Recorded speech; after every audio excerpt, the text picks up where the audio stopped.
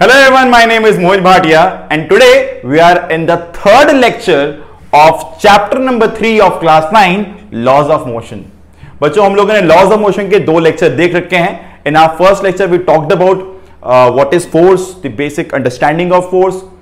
In the second lecture we talked about the first law of Newton of motion, and now today we'll talk about the second law of motion. And before we start with the second law of motion, we'll talk about a very important physical quantity called momentum.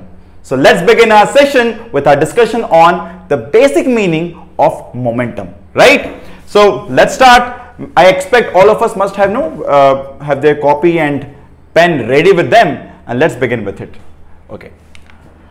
So first thing first is, what is momentum? What is momentum? What is linear momentum? The word linear comes from the word line. Linear word आता है line से. The word linear comes from the word line. Line मतलब एक सीधे रास्ते पे चलना. ठीक है. दो तरह के मोमेंटम होते हैं. We'll talk about this in our higher standards. There are two types of momentum: linear momentum and angular momentum. Let's say when I want to talk about the fan, and let's say fan is rotating with a very high velocity. So obviously the fan is not having velocity; it has angular velocity. Fan translate नहीं करता, कहीं से कहीं जाता नहीं है, वो एक एक्सिस के अबाउट रोटेट करता है.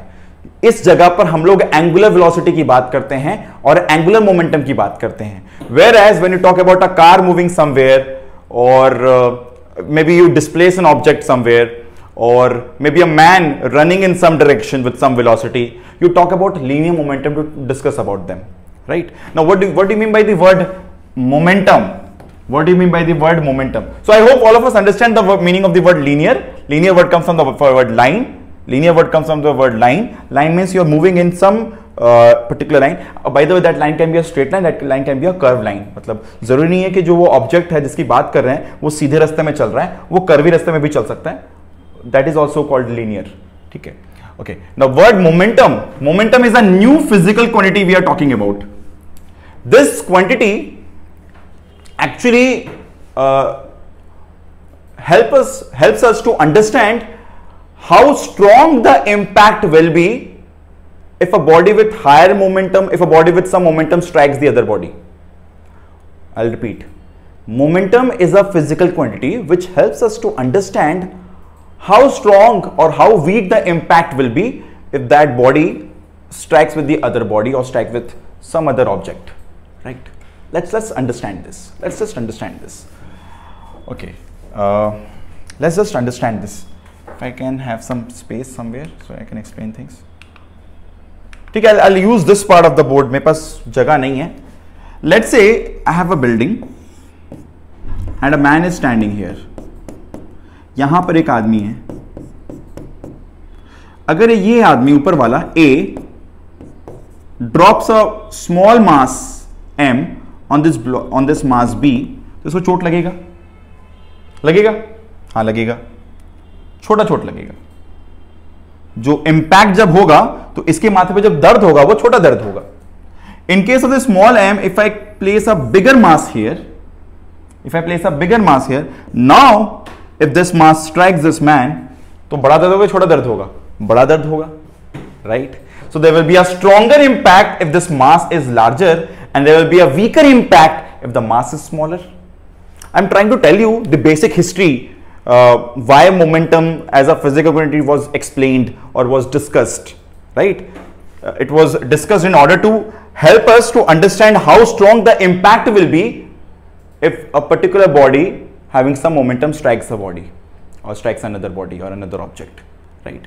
So if I say that smaller mass will have smaller momentum, whereas the larger mass is having larger momentum, so the effect of impact or the impact is larger. The effect of impact is larger when you take a larger mass. So we understand obviously that momentum is denoted by P, depends on mass. Also, let me take one more example.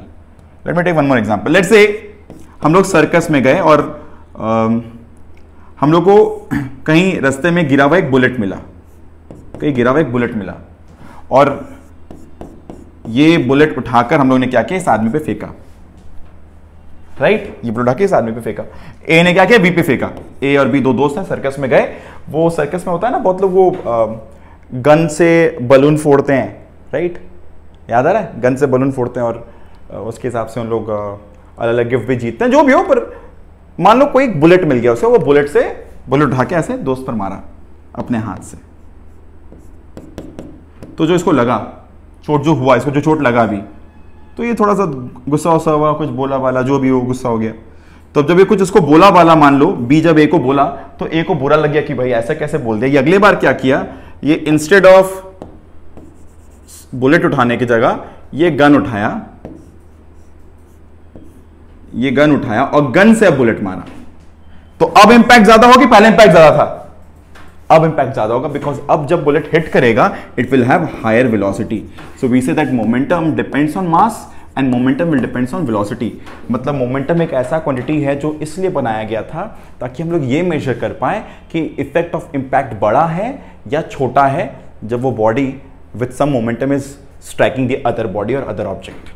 सो ये basic agenda था। Let's now get back. The linear momentum of body is the product of its mass and velocity. It is denoted by the term letter P। यहां पे ये नहीं बताया गया कि momentum कैसे बना है, एक्सप्रेशन कैसे बना। मैंने बता दिया भाई, मोमेंटम एक ऐसी फिजिकल क्वांटिटी है जो इसलिए बनाई गई थी ताकि ये हम लोग समझ पाए, ताकि हम लोग ये इवैल्यूएट कर पाए या एस्टिमेट कर पाए कि particular body having some momentum, if it hits the other object or other body, will the impact will be higher or lower on the other body where that object is hitting, where that body is hitting, right?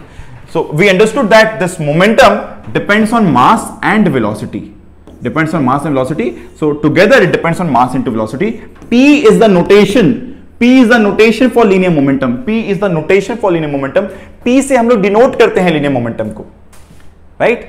Linear momentum मतलब जब body, हम लोग ऐसे body की बात कर रहे हैं having some mass m which is moving with velocity v in some direction. Rotate नहीं कर रहा है, रोटेशन की बात नहीं हो रही है। पंखा रोटेट करता है, एक गाड़ी ट्रांसलेट करता है, ट्रांसलेशन के समय की बात हो रही है, ठीक है? पंखे में एंगुलर मोमेंटम होता है, जब गाड़ी जा रहा है, कोई आदमी दौड़ के जा रहा है, वहां पे लीनियर मोमेंटम की बात होती है, राइट? कोई बाइक मूव कराओ, बाइक जाके किसी को हिट कर दिया, कोई एक्सीडेंट हुआ, तो हम लोग बोलेंगे अगर ज्यादा चोट लगा सामने वाले पर, हम लोग बोलेंगे बाइक की मोमेंटम ज्यादा थी। अगर कोई गाड़ी जाके किसी को हिट कर दे और सामने लोग ज्यादा चोट लगे, ज्यादा धक्का लगे, ज्यादा इंपैक्ट हो, हम लोग बोलेंगे गाड़ी का मोमेंटम ज्यादा था। तो मोमेंटम एक ऐसा फिजिकल क्वांटिटी है जो एक्चुअली हम लोग को इस चीज में हेल्प करता है कि अगर वो कहीं पे भिड़े तो इफेक्ट ऑफ इंपैक्ट बड़ा है या छोटा है उसको समझ पाए। मोमेंटम ज्यादा होगा तो इफेक्ट इंपैक्ट ज्यादा होगा, मोमेंटम छोटा होगा तो इफेक्ट ऑफ इंपैक्ट छोटा होगा। किताब में बात लिखा हुआ नहीं है, but I have tried to explain you what do you mean by the word momentum. No, we all have to understand this that every physical quantity whenever they are termed, whenever they were created, जब भी वो बनाए गए थे, जरूर उसके पीछे कुछ ना कुछ हिस्ट्री रहा होगा, जरूर ना कोई इसका नीड रहा होगा। There must be some requirement, there must be some need behind it. कोई भी क्वांटिटी जब बनाना कोई जरूरत पड़ा होगा, कोई चीज एक्सप्लेन करने जा रहे होंगे जहां पे हम लोग अटक गए होंगे, है ना? तो सोचो कि हर एक क्वांटिटी जो बन रहा है समय समय पर, वो नीड के बेस में, जरूरत के बेस में एक्सप्लेन करने गए और जरूरत पड़ा वैसे वैसे बनती गई है। कोई ऐसे पहले से भगवान लिख के नहीं भेज दिया भाई दुनिया में इतने सारे क्वांटिटीज है। ये सब तो डेवलप हुए ना, डिस्कवर किए हम लोग समय समय पर, right? So I hope you understand कि ये भी जब बना होगा तब हम लोग को समझ में आया होगा कि अच्छा एक ऐसा क्वांटिटी चाहिए जो हम लोग को ये चीज में हेल्प करे। किस चीज में हेल्प करे? कि इफेक्ट ऑफ इंपैक्ट बड़ा है या छोटा है, इसको मेजर करने में हेल्प करे। Will talk about this in great detail in our higher standards in our class 11, but class 9 के लिए जितना मैंने बताया मोमेंटम के बारे में जानना है वो काफी है, ठीक है?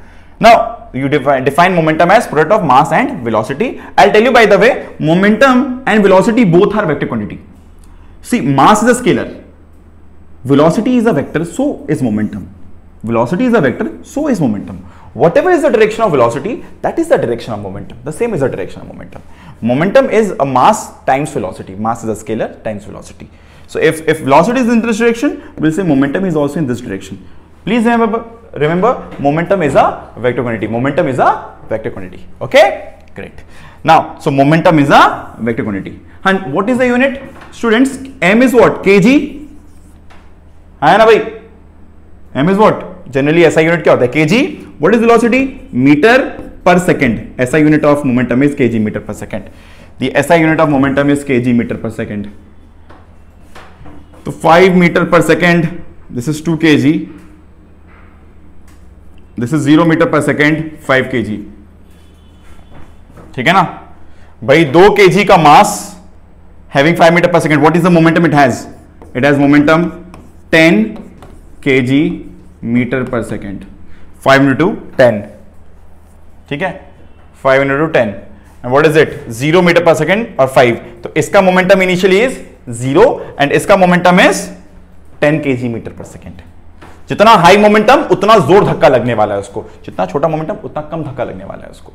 तो ये मोमेंटम इसी हिसाब से बनाया गया था, ठीक है। बट इससे ज्यादा जानने की जरूरत नहीं मोमेंटम के बारे में। Momentum is a quantity which is given by m into v, where v is velocity, m is mass, and momentum is denoted by p. So if velocity is vector, momentum is also vector. Generally a vector is denoted by a arrow over it. So that's why I just wrote this कि भाई p is equals to m into v. माथे में arrow symbolize करता है कि velocity vector है। I know most of you must not be knowing this, but you just need to know this. You will be understanding about this in great detail in our higher standards. Generally, a vector quantity is represented by an arrow over it. I have talked about scalar and vector in our chapter number 2, where we talked about motion. I talked about that distance is a scalar, displacement is a vector. I talked about that speed is a scalar, velocity is a vector, right? Okay. So change in momentum. So change in momentum.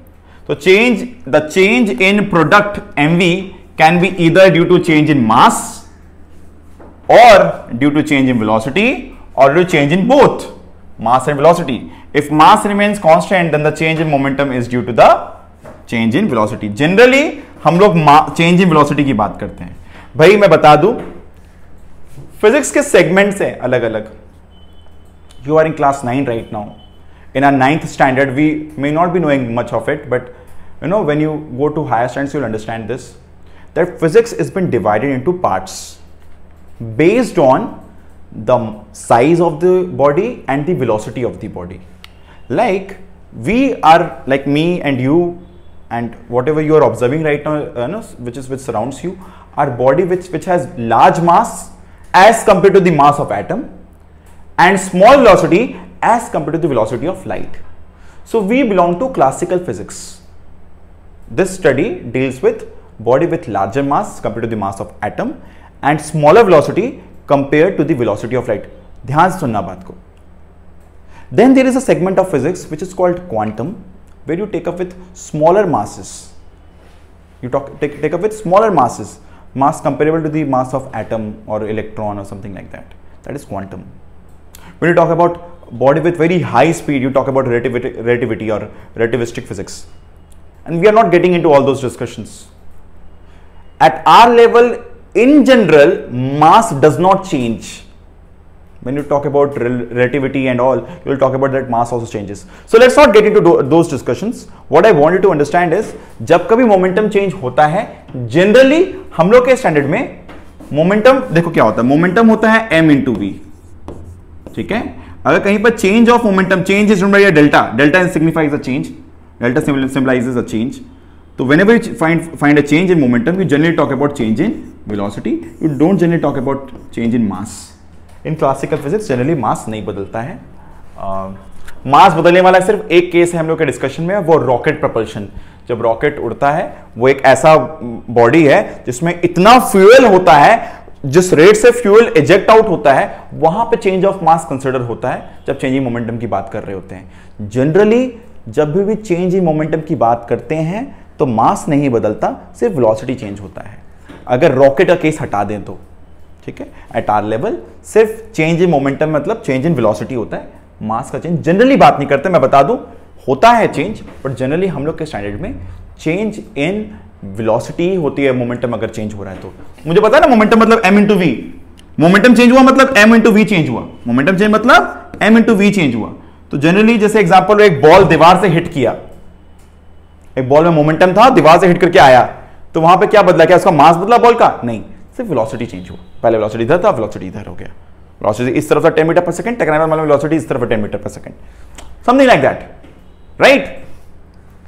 So generally whenever we talk about change in momentum, you should have talked about change into m into v, but generally at our level m does not change.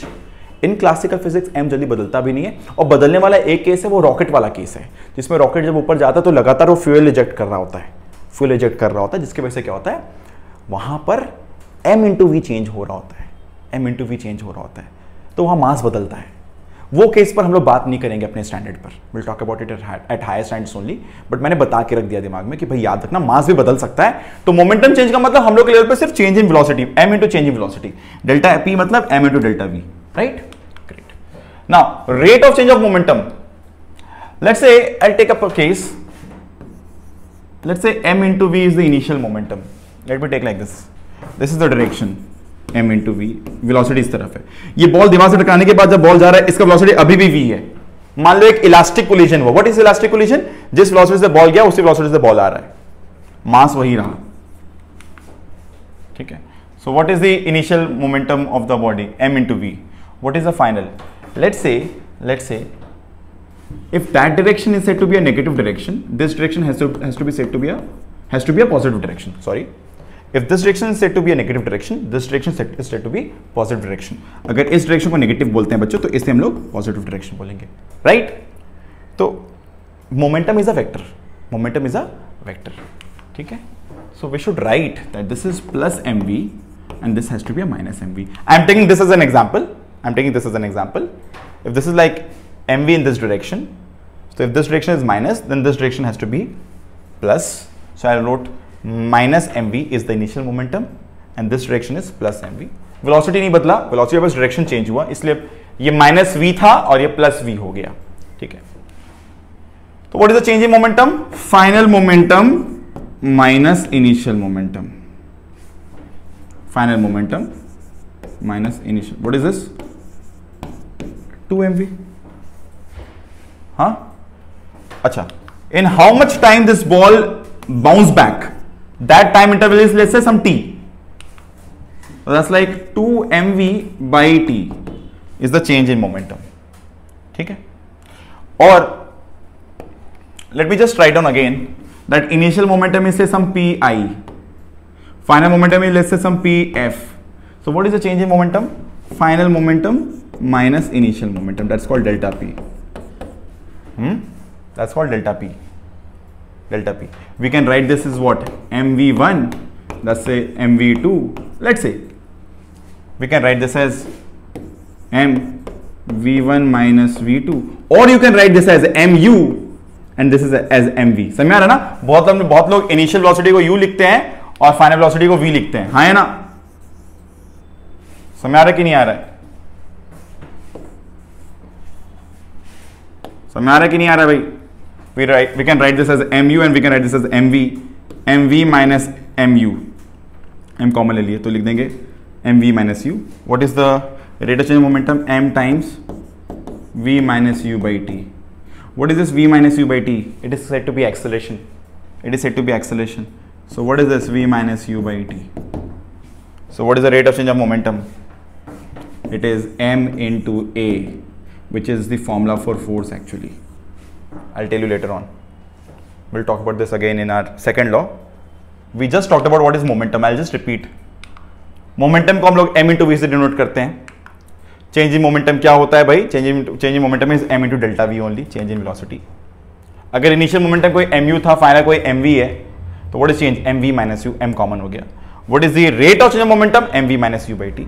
This v minus u by t is what? Acceleration. So can I write this rate of change of momentum? Rate of change of momentum is also equals to ma.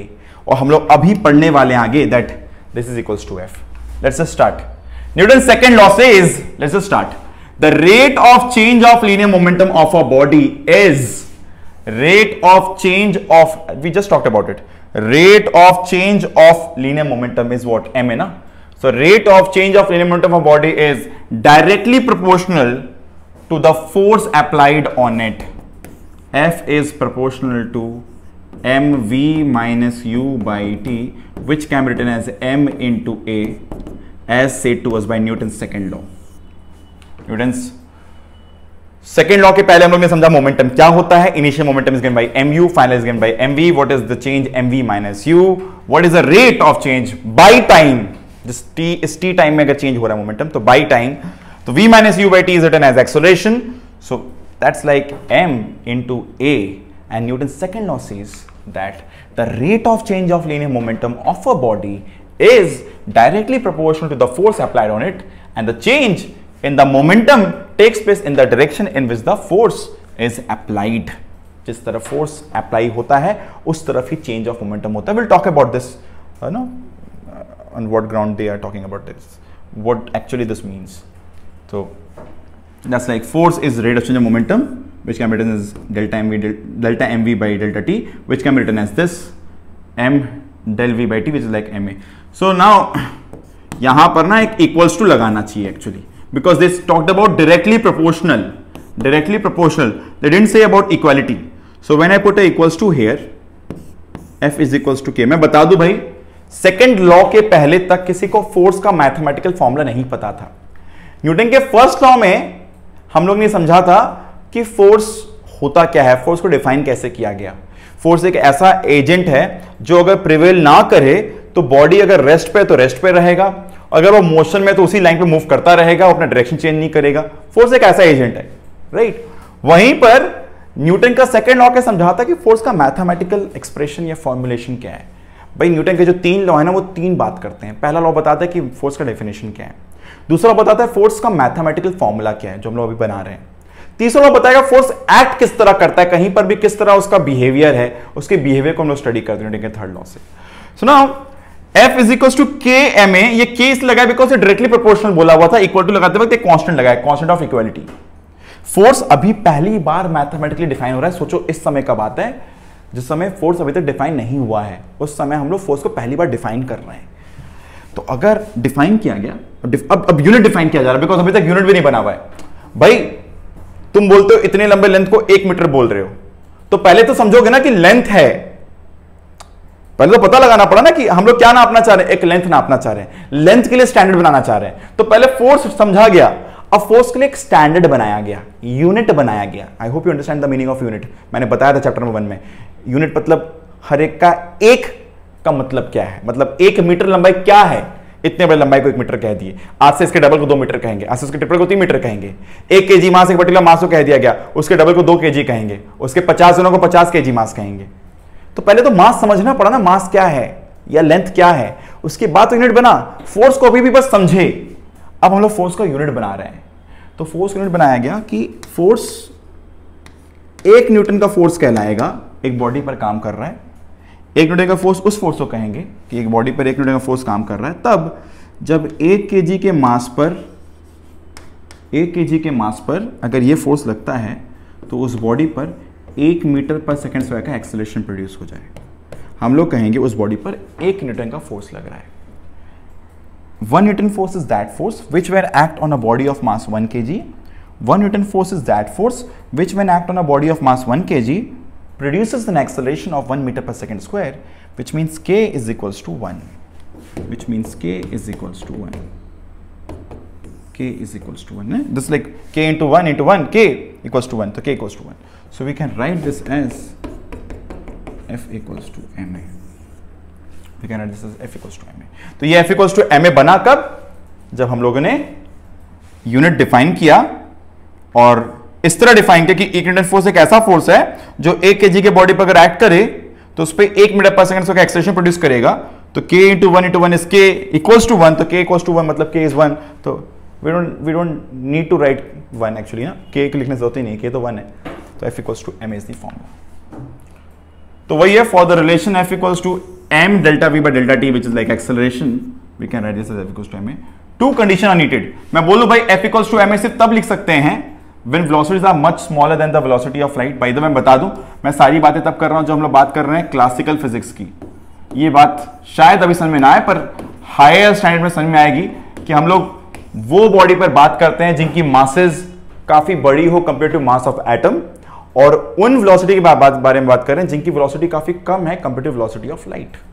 ठीक है, तभी ये सारी बातें generally इस तरह से लिख सकते हैं सीधे सीधे. तो when velocities are much smaller than the velocity of light, when mass remains constant. Mass remains constant वाला बात भी मैंने बताया, रॉकेट केस में मास बदलता है, बिकॉज जनरल फॉर्मूला ये नहीं है. जनरल फॉर्मूला है F is equal to rate of change of momentum. ये जनरल फॉर्मूला है, this is general, right, this is more general. F is equal to rate of change of momentum. Okay, so F is delta p by delta t is always true. Del p by del t is always true. ये हमेशा true है. ठीक है, हम लोग उस पर बात करेंगे और उस पर और बात करेंगे, इस पर और बातें करेंगे आगे। बट न्यूटन का सेकंड लॉ एक्चुअली है del p by del t, जिसमें हम लोग मास को जब कांस्टेंट मान लेते हैं तब उसे ऐसे लिख सकते हैं, क्योंकि डेल पी क्या हो गया, del m v by del t, जहां पे अगर m को बाहर निकाल दो del we by del t बच जाता है, और इसी को हम लोग लिख देते हैं m a, rate of change of velocity is acceleration. Now this something very important for a school examination point of view, to obtain the first law of motion from Newton second law. Second law से first law obtain करने बोला जाता है बहुत बार, तो कैसे कर सकते हैं? To obtain Newton's first law of motion from second law of motion from Newton second law, F is equals to m a, F equals to m a, right? ये फॉर्मूला है, force is equals to mass into acceleration. अगर force zero है, हम लोग कहते हैं acceleration भी zero होगा। To obtain Newton's first law of motion from Newton second law, मेरे को पता है न्यूटन का सेकंड लॉ कहता है force is equals to mass into acceleration. अगर फोर्स की वैल्यू जीरो हो जाए, इसका मतलब एक्सेलरेशन की वैल्यू भी जीरो है, हाँ है ना? अगर फोर्स की वैल्यू जीरो हो जाए तो मतलब क्या है, एक्सेलरेशन की वैल्यू भी क्या है, जीरो है। अगर फोर्स नहीं लग रहा है तो बॉडी एक्सेलरेट करेगा, ये साइड जीरो है मतलब ये साइड भी जीरो होगा। याद रखना, हम लोग ऐसे पहले भी पढ़ चुके हैं, मैं फिर से बता दूं, acceleration is like an effect where force is the cause behind that effect. अगर एक्सेलरेशन है, कहीं पर कोई बॉडी एक्सेलरेट कर रही है, तो जरूर कोई ना कोई फोर्स उस बॉडी पर लग रहा होगा। एक्सेलरेशन होना मतलब बॉडी का वेलोसिटी चेंज होना, वेलोसिटी चेंज होना मतलब कोई ना कोई फोर्स एक्ट कर रहा होगा। तो अगर फोर्स जीरो है मतलब एक्सेलरेशन जीरो है, मतलब वेलोसिटी चेंज नहीं हो रहा है, तो इसका मतलब हुआ this means that if no force is applied on the body, its acceleration will be zero, which means if the body is at rest, अगर बॉडी रुकी हुई है तो एक्सेलरेट तो कर नहीं रहा है, तो it will remain at rest. अगर वो बॉडी मूव कर रहा है किसी डायरेक्शन में, किसी वेलोसिटी से, वो मूव करता रहेगा in the same direction with the same speed, अगर फोर्स काम नहीं करे। Thus, a body not acted upon by any external force does not change its state of rest or of motion. This is the statement of Newton's first law. बात समझ रहा है? देखो यहाँ पे कैसे लिखा गया, एग्जाम में भी ऐसे लिखना है। फोर्स अगर जीरो है मतलब एक्सेलरेशन जीरो है, और अगर बॉडी एक्सेलरेट नहीं कर रहा है, इसका मतलब बॉडी का वेलोसिटी चेंज नहीं हो रहा है। तो बॉडी अगर रेस्ट पे था तो रेस्ट पे ही रहा, बॉडी की वेलोसिटी किसी तरफ थी तो उसी तरफ रही, उसी वैल्यू से उस तरफ रही, है ना? तो फोर्स अगर काम ना करे, अगर बॉडी एक्सेलरेट ना करे, तो ये चीज़ें चेंज नहीं होगी। मतलब बॉडी पे फोर्स जब ना काम करे तो बॉडी अपना इनर्शिया मेंटेन कर रहा है, which is Newton's first law, which is Newton's first law, right? Now there are some examples which we need to talk about, which is very important for us to understand. काफी important है समझना ये सब. Okay, there is example number 1. You can see this example. भाई Mitchell Johnson bowling कर रहे हैं, भाई ये जॉनसन का बॉलिंग है और ऑस्ट्रेलिया फील्डिंग कर रही है। बैट्समैन कौन है मैं नहीं समझ पा रहा हूँ, बट यहां पर वो जब डिफेंस किया, पीछे जब कैच आया दिख रहा है, वो कैच लेते वक्त हाथ पीछे लेके गया।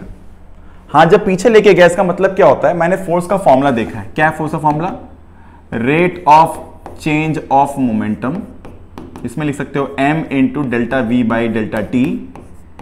मैं कहता हूं अगर ये टाइम बड़ा हो जाएगा तो ये फोर्स छोटा हो जाएगा। जो फील्डर कैच करता है, जब वो हाथ को पीछे लेके जाता है, तो इससे क्या होता है कि मान लो बॉल एक स्पीड से उसके हाथ में आ रही थी, एक वेलोसिटी से उसके हाथ में आ रही थी। मुझे पता है कि कैच करना मतलब मेरे हाथ में बॉल का रुक जाना, बॉल का रुकना मतलब final velocity zero, final velocity zero. तो कैच करना मतलब फाइनल वेलोसिटी अल्टीमेटली जीरो होना है। अगर मैं हाथ जब पीछे लेता हूं तो मेरे हाथ में क्या होता है, मतलब वेलोसिटी जीरो होने में टाइम लगता है, टाइम ज्यादा लगता है। अगर टाइम ज्यादा लगेगा तो बोल सकते हैं फोर्स छोटा लगेगा। क्यों? अगर देखो इधर में m into delta we, delta we तो उतना ही होना है। अगर वो हाथ को पीछे नहीं लेके जाता, हाथ सीधा पकड़े रखता, तो क्या होता?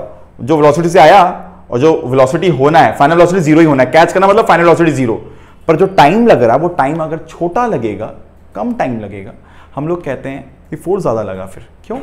अल्टीमेटली जब टाइम छोटा लगा तो रेट ऑफ चेंज ज्यादा हुआ, टाइम जब कम लगा तो रेट ऑफ चेंज ज्यादा हुआ। समझो भाई, अगर टी छोटा है तो ये पूरा वैल्यू बड़ा है, डिनोमिनेटर छोटा होगा तो पूरा वैल्यू बड़ा होगा, मतलब फोर्स बड़ा होगा। वही टी अगर बड़ा हो जाए, हाथ जब पीछे लिफ्ट कर रहा है तो टाइम ज्यादा लग रहा है, तो फोर्स कम लगेगा, तो उस फील्डर के हाथ में चोट भी कम लगेगा। ठंड के मौसम में खेल रहा है तो हाथ में चोट कम लगने का चांस है। So that's what example number 1, while catching a ball the cricketer withdraws his hand along with the ball, ball के साथ पीछे लेके जाता है ताकि स्लोली मोमेंटम चेंज हो। ठीक है, नाउ नेक्स्ट एग्जांपल डायग्राम में देख सकते हो कि ये एथलीट है जो जंप करने वाला है, और जैसे जंप करता है वो बालू पे, वहां पे सैंड रखा जाता है, क्योंकि ऑब्वियसली जब वो गिर रहा है उसमें ऑलरेडी एक अच्छा खासा वेलोसिटी, अच्छा खासा मोमेंटम है ना। अगर rate of change of momentum ज्यादा होगा तो फोर्स ज्यादा लगता हो, उस एथलीट को चोट ज्यादा जोर से लगता है। तो उस एथलीट को फोर्स कम लगे, मतलब चोट धक्का कम लगे, फोर्स कम लगे, उसके लिए टाइम बड़ा चाहिए था। वापस यहां पे कोई एग्जांपल है टाइम वाला। टाइम बड़ा करने के लिए यहां पे सैंड यूज किया जाता है, बिकॉज सैंड में क्या होता है, स्लोली वेलोसिटी घटती है। कोई गद्दा लगा दो, कोई सैंड वहां पे रख दो, तो क्या होता है, वेलोसिटी धड़ से गिरते जीरो नहीं होगा, गया, टाइम लगा, आराम से, तुमको समझ में नहीं आ रहा फिर भी टाइम लग रहा है यहां पर। वो ये कंक्रीट होता तो ज्यादा जोर से चोट लगता है, उसे फोर्स ज्यादा जोर से लगता। तो फोर्स छोटा लगने के लिए टाइम बड़ा करना पड़ा है, ताकि रेट, देखो force is not about change in momentum, force is about rate of change of momentum. If you take more time for the same change, if you take more time for the same change in momentum, force applied will be small, force acting will be small. ठीक है। So athletes often lands on sand after taking a high jump. भाई sand पे क्यों कर रहा है भाई, इससे क्या हो, ताकि इसको चोट कम लगे। नेक्स्ट यहां पर दो एग्जांपल दिख रहा है, एक कांच है जो जमीन पर गिरा, और एक कांच दिख रहा दूध भरा हुआ जो भी एक मैट पर गिरा है, गद्दे पर गिरा। तो ये जो कांच ये टूट जाता है, पर यहां का कांच नहीं टूट रहा, दिख रहा है कांच गिरा जमीन पर और ये टूट गया। क्यों? जैसे इसके पास एक वेलोसिटी था, वो वेलोसिटी अच्छा खासा था, मान लो अच्छा खासा मोमेंटम था। जैसे ही गया, जमीन कंक्रीट था, जमीन तो हिला नहीं, तड़ से उसका वेलोसिटी जीरो होना था, फटाक से उसका वेलोसिटी जीरो होने गया। तो force is equals to rate of change में अगर टाइम छोटा लगेगा तो फोर्स बड़ा लगेगा। For the same change in momentum, गद्दे में क्या होता है, जब गद्दे पर गिरता है कोई चीज, वहां मैट्रेस होता है, वहां पे क्या होता है, वो आराम से गद्दा को दबाता है, तो अचानक से जीरो वेलोसिटी नहीं होती है, इट टेक्स सम टाइम। कोई गद्दे पे तुम जंप मारते हो, तुम अगर जमीन पे जंप मारोगे, कोई गद्दे पे जंप मारो, तो क्या होता है, ट्रैम्पोलिन पे जब जंप मारते हो, जिसपे वो लोग कूदते हैं, क्या होता है, स्लोली वेलोसिटी घटती है, स्लोली वेलोसिटी बढ़ती है। जब स्लोली वेलोसिटी घटती है बढ़ती है, तुमको क्या होता है, टाइम ज्यादा मिलता है। जब तुम्हारे पास गद्दे, उस वाले केस में क्या हो रहा है, टाइम यहाँ पे क्या हो रहा है, ज्यादा हो जा रहा है। अगर टाइम ज्यादा हो जा रहा है मतलब फोर्स यहाँ पर छोटा हो जा रहा है, right. So when the glass vessel falls on a hard floor they break, but they do not break when they fall on a carpet और सैंड और एनी मैट्रेस, राइट। समय है भाई, we'll talk about it more in detail. Let's start with problem solving. Let's start with problem solving on Newton's second law. Question solving शुरू कर रहे हैं। A body of mass 5 kg is moving with velocity 2 metre per second, calculate its linear momentum। तो P का formula है m into v, m की value है 5, v की वैल्यू है 2, तो कितना हो जाएगा 10 kg metre per second, yes और no. A body of mass 5 kg is moving with velocity 2 metre per second, तो 5 is a mass, 2 is velocity, 5 into 10, 10 kg meter per second is its linear momentum. ठीक है, that's number 1. Number 2, the linear momentum of a ball of mass 50 gram. What is 50 gram? Mass 50 gram means 0.05 kg. 50 by 1000, 50 by 1000 is kg. Find its linear momentum. Find its velocity. So momentum is what? Mass into velocity. We know momentum is 0.5 kg meter per second and this is like 0.05 into v.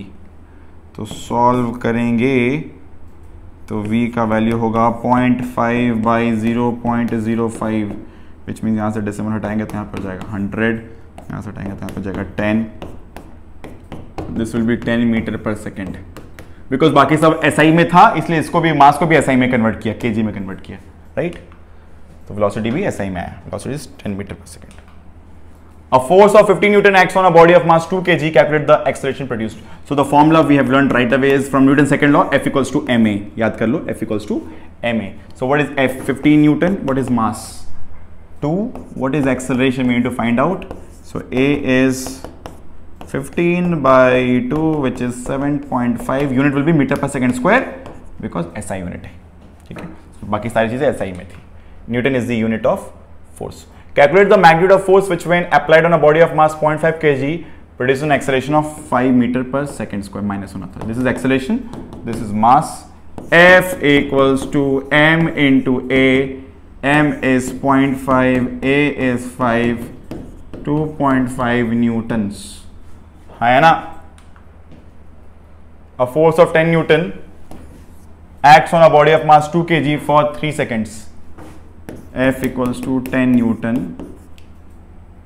mass 2 kg for 3 seconds. So calculate the velocity acquired by the body, change in momentum of the body. Initially at rest, so initial velocity is 0. Okay. First of all, find acceleration. Acceleration is what? Force by mass, Newton's second law. F equals to ma, so A equals to F by m. F is what? 10. This is what? Mass is 2, which is like 5 meter per second square. ठीक है? The velocity acquired by the body. So V is equals to what? U plus AT वाला formula, which we have learned in motion. So V is equals to U plus A into T. T is 3 seconds. That's like 15 meter per seconds. Next case number, question part 1 is done. Question part 2 is like question part 1 is done. Answer. Part 2, change in momentum of the body. So we have two methods. We know that force is what? Rate of change of momentum. Or we know that, so we know that change in momentum is what? Force into time. Change in time, जो भी. और what is change in momentum? We can also write this as m into v minus u. दो में से कोई भी एक कर लो. तो what is force? दोनों methods देख लो. Force is what? 10. What is time? 3. What is this? 30 kg meter per second. याद रखना यूनिट क्या होता है? kg meter per second because m into v. m का kg और v का मीटर पर सेकंड. यहां से देख लो m कितना है? m is 2. What is v minus u? v is 15. What is u? 0 initially starting from rest. So into the 30 kg meter per second. So दो में से कोई भी मेथड यूज कर लो, this or that. दो में से कोई भी मेथड यूज कर लो चेंज इन मोमेंटम के लिए. Because we know that force is rate of change of momentum या force equals to ma. जो भी फॉर्मूला रखना, ज्यादा जनरल फॉर्मूला एक्चुअली यही है. तुम्हारे स्टैंडर्ड में भले f equals to ma ज्यादा काम में आएगा, स्कूल में ज्यादा काम में आएगा, बट मैं बता दूं ज्यादा general formula f equals to ma नहीं, f equals to delta p by delta t है. ज्यादा जनरल यही है. वो तो कंडीशनली एप्लीकेबल है कि जब मास कांस्टेंट रहता है ना, या वेलोसिटी छोटी हो, जो भी. A force cause an acceleration of 10 meter per second square होना चाहिए था ये. In a body of mass 500 ग्राम मतलब 0.5 kg. What acceleration will be caused by the same force in a body of mass 5 kg? Same force है. m into a करके देख लो. m कितना? 0.5 kg. 500 ग्राम मतलब आधा kg, 0.5 kg. Into a कितना? 10. And the same force applied on a 5 kg mass. इसका कितना acceleration है फाइंड आउट करना है. समझ आ रहा है कि नहीं आ रहा है? What acceleration will be caused? तो m into a is equals to m into a for the same force. तो हम लोग फोर्स निकालने बोलते तो फोर्स निकल जाता, पर a निकालना था. तो is like 5 is equals to 5 into a, which makes it 1. a is equals to 1 meter per second square. ma equals to ma for the same force ना, फोर्स वही है तो ma वापस वही f equals to वही ma. तो equate कर दिया आपस में ही सीधा, डायरेक्टली कर दिए. पहले वाला ma बाद वाला ma, दोनों f के बराबर, वो f सेम है. A cricket ball of mass 150 gram moving at a speed of 25 meter per second is brought to rest. मतलब फाइनल, brought to rest मतलब फाइनल वेलोसिटी इज 0. ठीक है. और मास बता दिया गया है, मास इज 0.15 kg. 150 ग्राम मतलब 0.15 kg. Having initial velocity of 25 metre per second. Yes और no? By a player in 0.03 seconds. 0.03 seconds में ऐसा हुआ. Find the average force applied by the player. What is the force applied by the player? F is equals to rate of change of momentum. Rate of change of momentum high है ना, है कि नहीं? Force is equals to what? Rate of change of momentum. हम लोग को value से मतलब है. तो m we minus you by t. M कितना? 0.15. V minus u 0 minus 25 by time is 0.03. ये डेसिमल और यहाँ का डेसिमल दोनों दो प्लेस पर था ना, 15 और इधर. तो जो भी हो, ये 3 से कटेगा, ये 5 × 25 कितना होता है? 125. माइनस साइन बताता है डायरेक्शन के लिए, माइनस साइन को हटा के लिख दो. F = 125 metre.